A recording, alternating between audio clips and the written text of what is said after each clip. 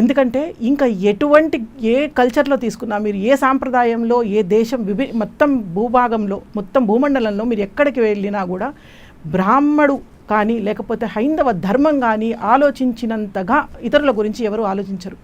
కానీ ఇప్పుడు బ్రాహ్మణుల పరిస్థితి కూడా చాలా దయనీయంగా అయిపోయింది. ఇళ్లల్లో తీసుకున్నట్టయితే కుటుంబ వ్యవస్థలో ఎక్కడో మన పోలీసులు వచ్చి మన అమ్మాయిల్ని కాపాడాలని అనుకుంటాం మనం. ఎందుకు? ఇంట్లో వ్యవస్థ సక్రమంగా ఉండి క్రమశిక్షణ సరిగ్గా ఉండి మన సంస్కృతి సాంప్రదాయాల యొక్క విలువలు కనుక మనం మన పిల్లలకి చెప్పగలిగితే ఈరోజు ఎవరో వచ్చి చెప్పాల్సిన అవసరం లేదు. మీరు మీ అబ్బాయి క్రమశిక్షణ నేర్పిస్తే ఏ అమ్మాయి వంక ఇంకొక దృష్టితో చూడడు. అది మనం ముందు ఇంట్లో మొదలు పెడదాం. ఇది నా మొదటి విజ్ఞప్తి మీకు. ఎందుకంటే ఇంట్లో పొద్దున్నే లేచి మనం మన పిల్లలకి సమయం ఇద్దాం. ముఖ్యంగా తల్లి తనది ఎంత బిజీ ఉండి ఎటువంటి పని ఉన్నా కూడా కొంత పిల్లలతో సమయం వెచ్చించాలి. ఫోన్లు, వాట్సాప్లు, సోషల్ మీడియా హ్యాండిల్స్ చూసుకోవచ్చు, చాలా టైం ఉంటుంది దానికి. కానీ ముందు పిల్లలకు కేటాయించాలి. అమ్మాయి ఎటుపోతుంది, అబ్బాయి ఏం ఆలోచిస్తున్నాడు, ఎక్కడ తిరుగుతున్నాడు, ఫోన్లో ఏం చూస్తున్నాడు, ఎన్ని గంటలకు ఇంటికి వస్తున్నాడు.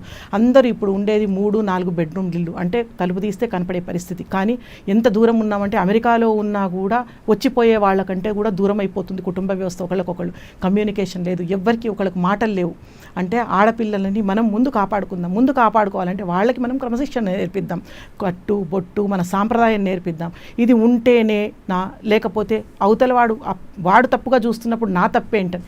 నిజమే, వాళ్ళు తప్పుగా చూస్తున్నప్పుడు అటువంటి అవకాశాన్ని మనం తగ్గించుకోగలిగే శక్తి మన చేతిలో ఉన్నప్పుడు, అవకాశము ఆస్కారం ఉన్నప్పుడు మనం ఎందుకు చేయకూడదు?